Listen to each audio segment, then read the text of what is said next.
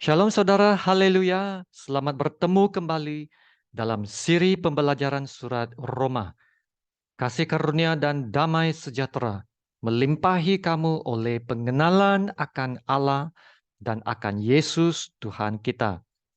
Hari ini kita sambung lagi bahagian bab 2 dan ini adalah bahagian yang terakhir yaitu ayat 25 hingga ke ayat 29 yang bertajuk keselamatan yang benar dan yang palsu. Mari kita lihat ayat 25. Sunat memang ada gunanya jika engkau mentaati hukum Taurat. Tetapi jika engkau melanggar hukum Taurat, maka sunatmu itu tidak ada lagi gunanya. Jadi, jika orang yang tak bersunat memperhatikan tuntutan-tuntutan hukum Taurat, tidakkah ia dianggap sama dengan orang yang telah disunat?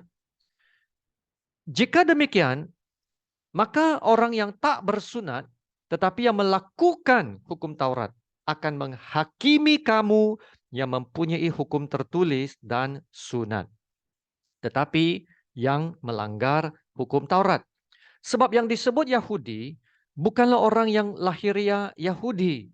Dan yang disebut sunat bukanlah sunat yang dilangsungkan secara lahiriah.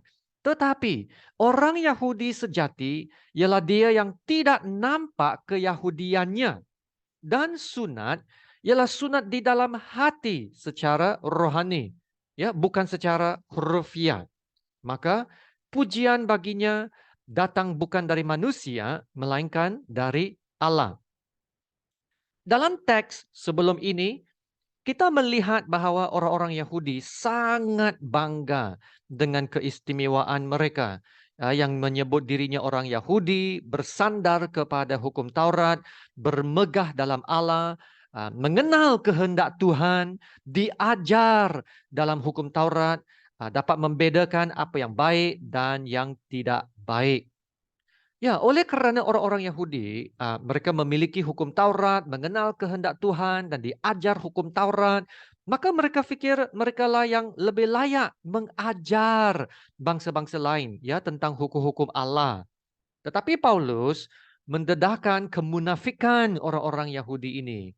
Ya, dalam ayat 21 sebelum ini berkata, jadi bagaimanakah engkau yang mengajar orang lain? Tidakkah engkau mengajar dirimu sendiri? Ayat 24, sebab oleh kerana kamulah nama Allah dihujat di antara bangsa-bangsa lain. Paulus ingin mendedahkan keselamatan mereka yang palsu, ya. Mereka rasa selamat ya kerana mereka adalah dari keturunan bangsa Yahudi. Dan kalau menurut tradisi-tradisi yang disampaikan nenek moyang mereka, bangsa-bangsa Yahudi inilah adalah umat yang dipilih Tuhan. Ya, kalau telah dipilih menjadi umat Tuhan, ya maka mereka rasa selamatlah. Maksudnya mereka meletakkan keselamatan mereka pada tradisi dan keturunan mereka. Ya, begitu juga ada orang-orang Kristen yang berpikir begitu hari ini. Oh ya, karena saya dari keluarga Kristen. Ibu bapak saya Kristen. Maka saya pun Kristen lah. Ya, kalau dari segi agama memang betul. Tapi dari segi keselamatan, seorang yang lahir dari keluarga Kristen tidak semestinya selamat.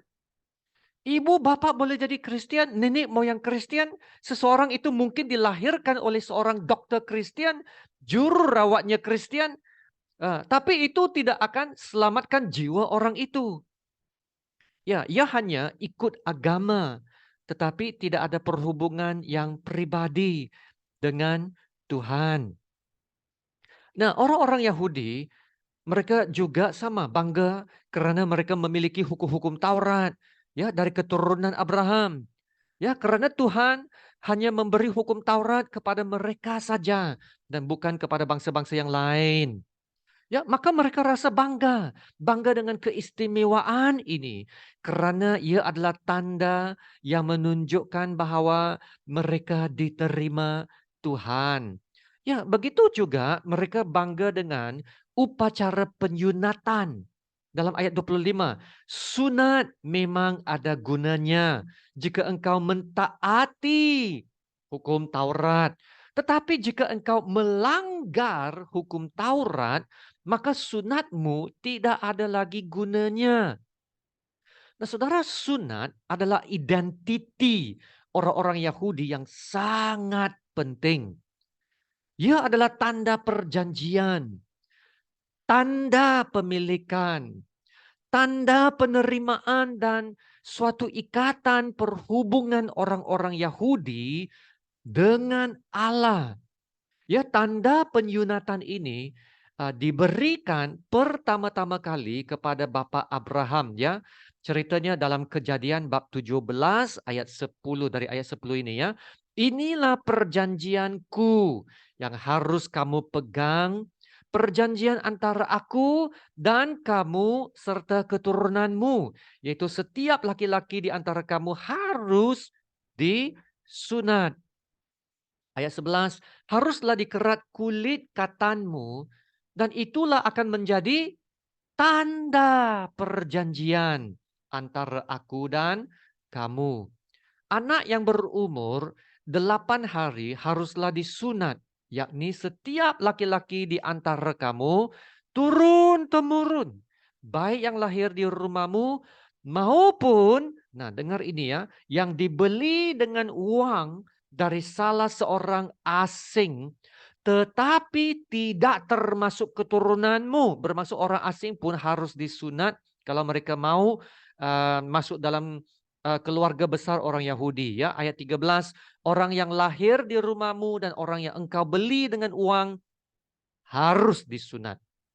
Maka dalam dagingmu lah perjanjianku itu menjadi perjanjian yang kekal. Nah, ayat 14, dan orang yang tidak disunat, yakni laki-laki yang tidak dikerat kulit katanya, apa yang akan terjadi?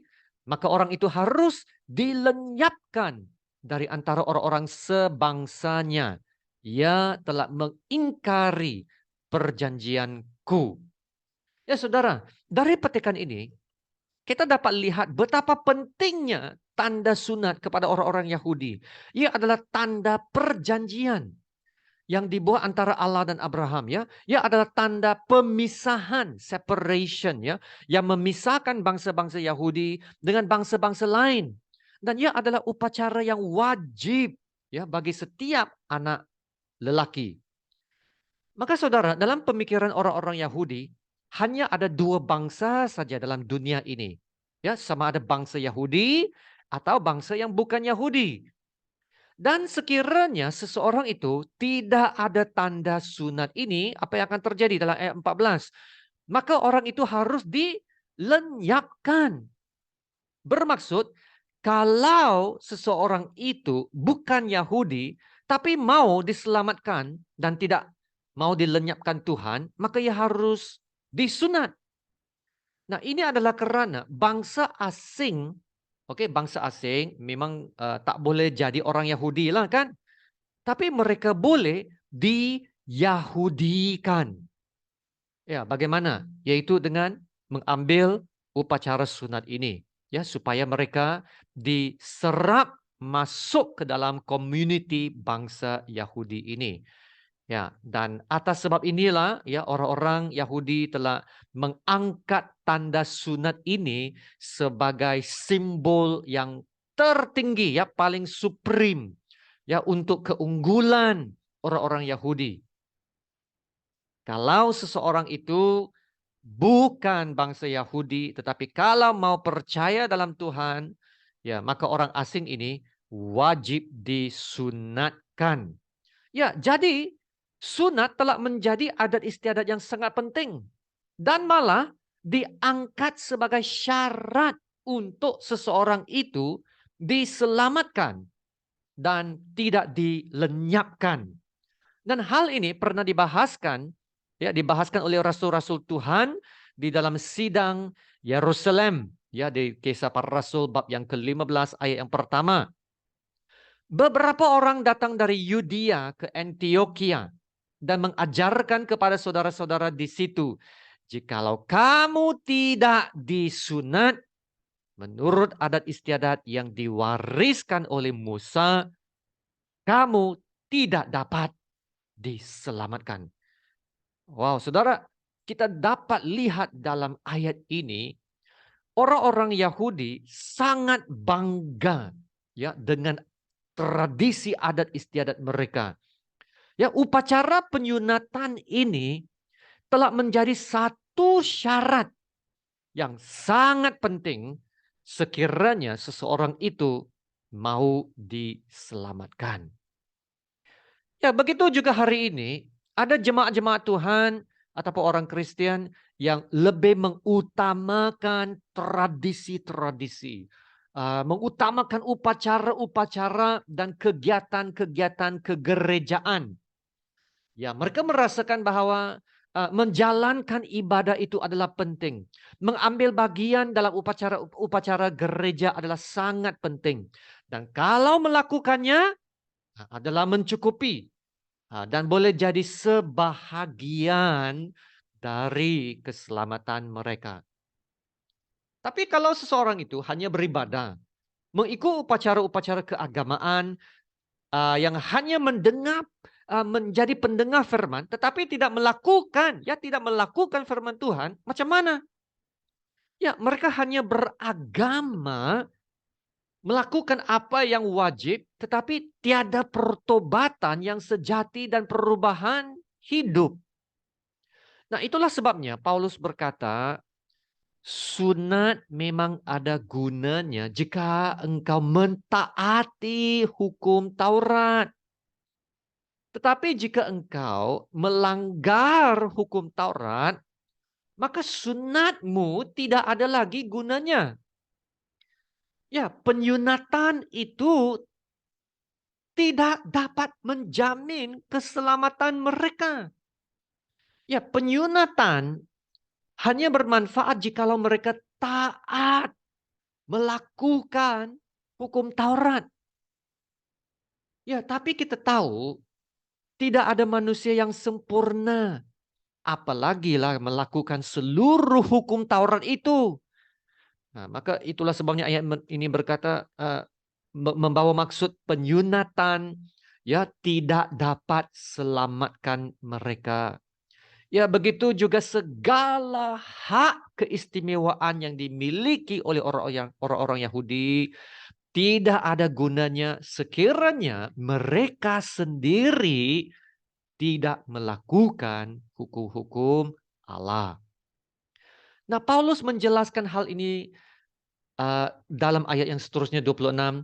Jadi jika orang yang tak bersunat, yang memperhatikan tuntutan-tuntutan hukum Taurat, tidak kaya dianggap sama, dianggap sama dengan orang yang telah disunat, yaitu jika ada seorang yang tidak bersunat, maksudnya dia bukan orang Yahudi lah ya, tetapi dia melakukan hukum Taurat. Nah, bukankah itu dikira sama seperti orang yang disunat? Itu orang Yahudi, yaitu orang yang bukan Yahudi ini, dia juga kalau dia melakukan hukum Taurat, maka dia seharusnya diberi segala hak dan keistimewaan sebagai milik Allah juga, kan? Ya, maka ayat 27 berkata, jika demikian, maka orang yang tak bersunat tetapi yang melakukan hukum Taurat akan menghakimi kamu yang mempunyai hukum tertulis dan sunat tetapi yang melanggar hukum Taurat. Ya, kalau ayat sebelumnya, ayat 26 ya, boleh dimaksudkan bahwa orang yang melakukan hukum Taurat memiliki keistimewaan yang sama dengan orang-orang Yahudi, maka ayat ini, ayat 27, memberi kelebihan kepada pelaku-pelaku hukum Allah. Yaitu mereka dapat menghakimi orang-orang Yahudi yang melanggar hukum Taurat. Bermaksud orang yang tak bersunat itu orang bukan Yahudi, mereka bukan saja ada hak keistimewaan yang sama ayat 26, tapi mereka boleh menghakimi orang Yahudi. Ya, dan sudah pasti ini memang sangat memalukan orang-orang Yahudi lah yang sebelum ini dikatakan ya sangat bangga dengan diri mereka. Ya, bangga dengan pemilihan mereka sehingga ya dalam ayat 19-20 ini ya, mereka mengangkat diri sebagai penuntun orang buta dan terang bagi mereka yang di dalam kegelapan, pendidik orang bodoh lagi dan pengajar orang yang belum dewasa. Tapi sekarang ini Paulus menterbalikkan keistimewaan orang-orang Yahudi dan mengatakan orang-orang bukan Yahudilah yang menghakimi kamu. Bermaksud Paulus telah memberi kelebihan ataupun advantage ya kepada bangsa-bangsa lain yang tak bersunat. Tak bersunat. Ya, walaupun mereka tidak bersunat dan yang tak bersunat ini selalunya dianggap orang-orang yang tak kudus ya, orang yang kotor, yang haram ya, dipandang rendah oleh orang-orang Yahudi yang beragama itu. Tapi sekiranya mereka setia melakukan hukum-hukum Allah, maka mereka akan menghakimi orang-orang Yahudi yang langsung tidak melakukan hukum-hukum Allah. Wah, maka ini sudah pastinya akan memalukan orang-orang Yahudi. Maka Paulus di sini mahu menghancurkan ya keselamatan palsu mereka, yaitu mereka yang bangga dan rasa selamat dengan warisan keturunan mereka, memiliki hukum Allah, ya mereka ada panggilan Allah, dikenal sebagai umat pilihan Allah, tapi semua ini hanyalah keistimewaan luaran. Ya, semua ini tak dapat selamatkan mereka. Mereka memerlukan keselamatan yang datang hanya dari Tuhan Yesus. Ya, mereka harus berpaling kepada Tuhan Yesus. Bukannya ya berpegang kepada warisan keturunan mereka. Ya, mereka harus dilahir kembali dari Yesus. Ya, bukannya bangga dengan keturunan mereka yang datang dari Bapa Abraham. Ya, mereka tidak seharusnya terus tinggal dalam agama keyahudian mereka ya yang tidak dapat memberi keselamatan yang benar. Inilah yang dikatakan dalam 2 ayat yang terakhir dalam bab ini. Sebab yang disebut Yahudi bukanlah orang yang lahiriah Yahudi. Dan yang disebut sunat bukanlah sunat yang dilangsungkan secara lahiriah. Tetapi orang Yahudi sejati ialah dia yang tidak nampak keyahudiannya dan sunat ialah sunat di dalam hati secara rohani, bukan secara hurufiah. Maka pujian baginya datang bukan dari manusia, melainkan dari Allah.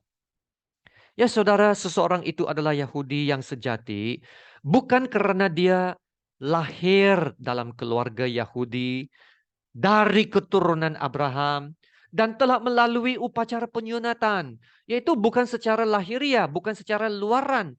Seorang Yahudi yang benar adalah perubahan yang dialami secara dalaman, secara batinnya yang rohani, yaitu sunat hati, bukan sunat kulit. Bermaksud pengkudusan, ya, pembersihan, kesucian dan keselamatan hidup seseorang itu haruslah yang rohani, ya, yang dari dalaman, internal dalam hati. Dan hal ini hanya dapat dilakukan oleh Tuhan sendiri melalui Roh Kudus-Nya dalam hidup kita. Ya, dalam Yehezkiel bab 36 ayat 25 berkata begini, aku akan mencurahkan kepadamu air jernih. Ini bukan air jernih yang biasa, ini air jernih yang dari Roh yang akan mentahirkan kamu, dari segala kenajisanmu. Amin. Dan dari semua berhala-berhalamu. Aku akan mentahirkan kamu. Kamu akan kuberikan hati yang baru. Dan roh yang baru di dalam batinmu. Dan aku akan menjauhkan dari tubuhmu hati yang keras.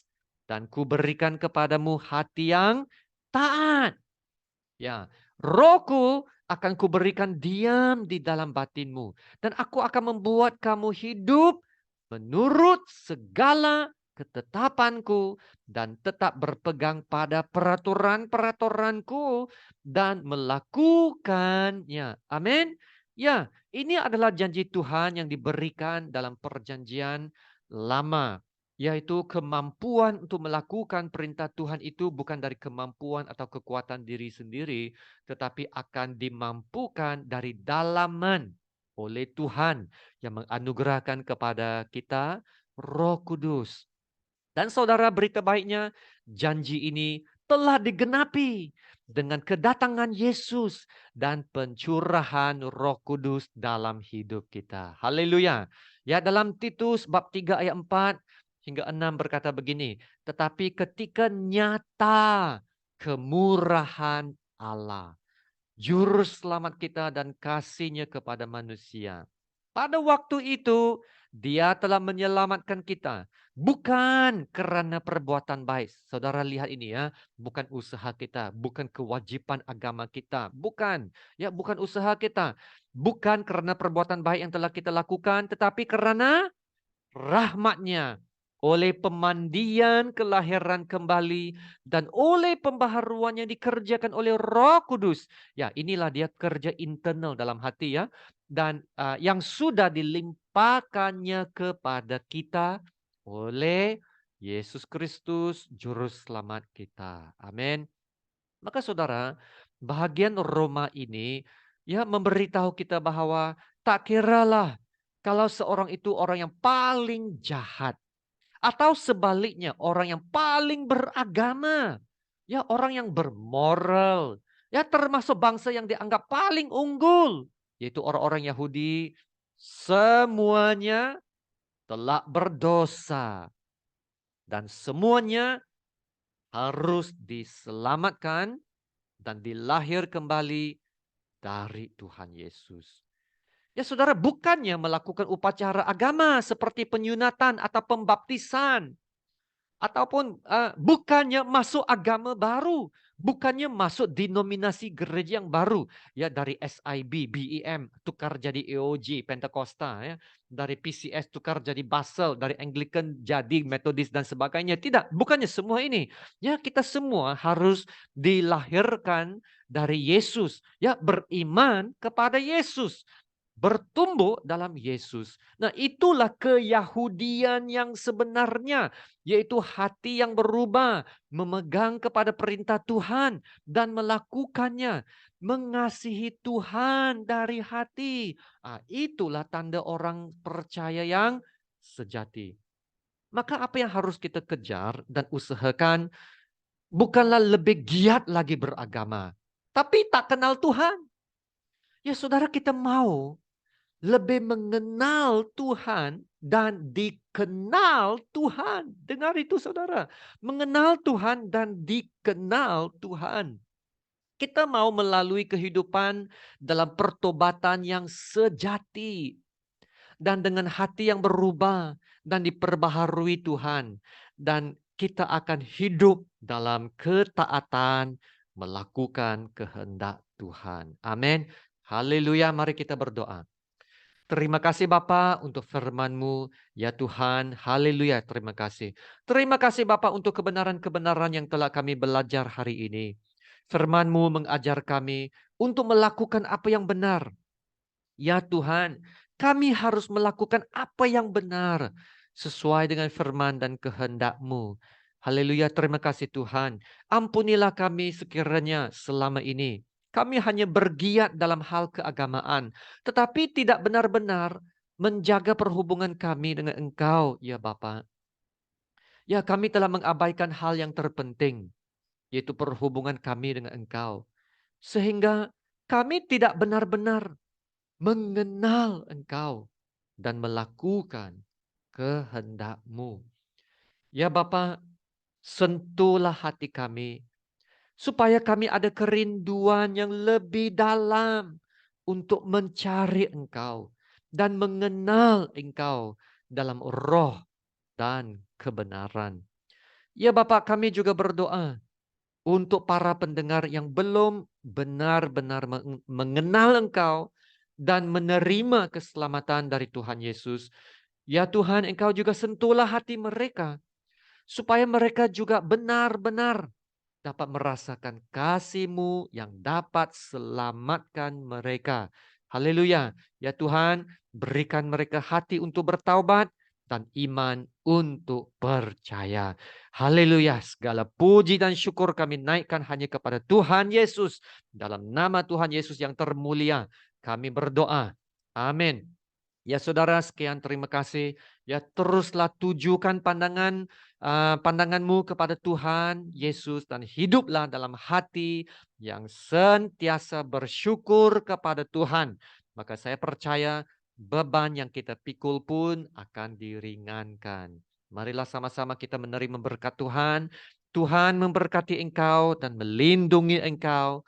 Tuhan menyinari engkau dengan wajah-Nya dan memberi engkau kasih karunia-Nya, dan Tuhan menghadapkan wajah-Nya kepadamu dan memberi engkau damai sejahtera.